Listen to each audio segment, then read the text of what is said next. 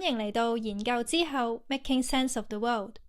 每一集我哋都由科學研究出發，試下了解一啲有趣嘅新發現，可以點樣令到我哋嘅世界同生活多一點不一樣。如果你一直面對緊焦慮，不如留低聽下，我哋到底應該點樣做，先至可以令自己嘅每一日過得輕鬆啲。好多人覺得焦慮嘅時候，可能會即刻諗，好辛苦啊！到底件事幾時先完啊？到底點樣先至可以唔再焦慮啊？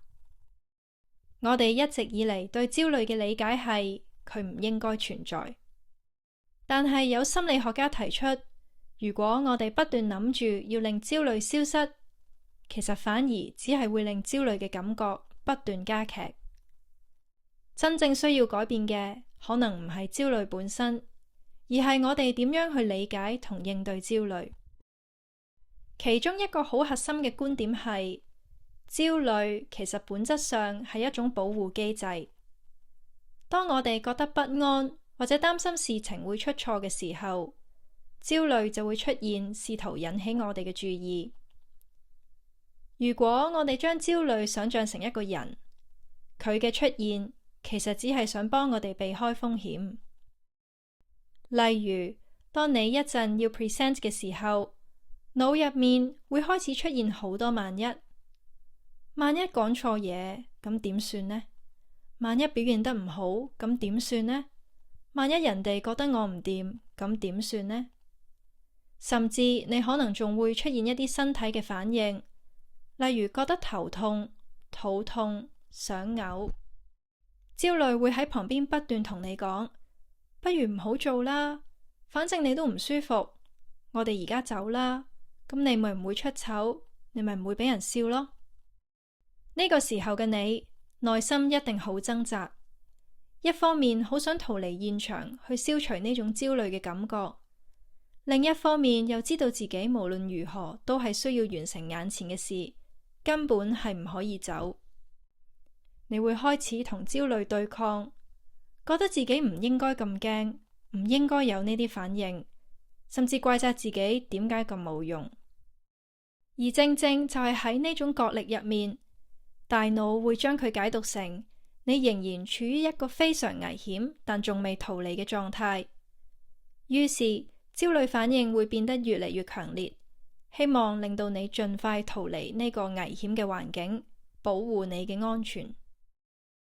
當我哋已經明白焦慮唔係敵人，而係保護機制之後，下一個問題就係，喺焦慮已經全面啟動嘅時候，我哋應該點樣應對？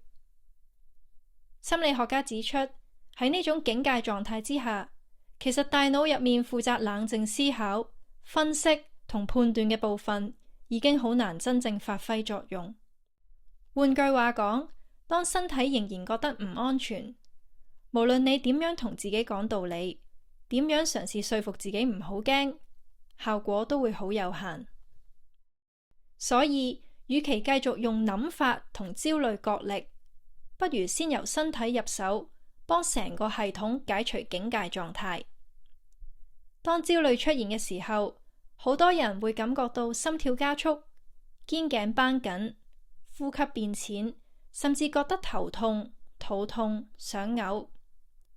呢個時候，我哋需要幫身體冷靜落嚟，例如飲啖水，注意我哋嘅呼吸，放鬆肌肉，感受下對腳踏踏實實企喺地下嘅感覺。呢啲方法嘅重點唔係要立即趕走焦慮，而係話俾大腦知，我哋嘅身體而家好安全。當身體慢慢冷靜落嚟，唔再處於高度警戒嘅時候，大腦先至可以正常運作，去分析眼前實際發生緊嘅情況。呢個時候，焦慮未必即刻消失，但佢已經唔再完全主導你嘅反應。你可以開始用一個比較清醒嘅狀態去面對而家發生緊或者即將會發生嘅事。好多時，真正令焦慮反覆出現嘅唔係眼前已經發生嘅事，而而係我哋對未發生嘅事情感到極度唔確定。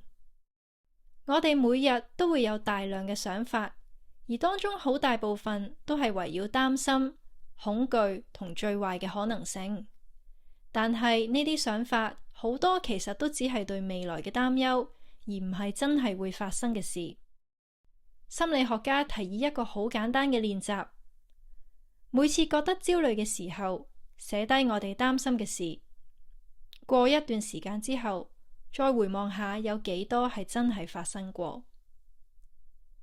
慢慢我哋會發現，好多令到我哋焦慮嘅事根本冇發生。有人會問，如果真係有少部分壞事發生呢？心理學家俾嘅答案係，冇人可以永遠掌握確定性。與其追求完美同控制，不如我哋練習一下容許未知存在，學習同不確定共處。每一次你用冷靜同埋正面嘅方式去回應焦慮，大腦其實都建立緊一種新嘅路徑。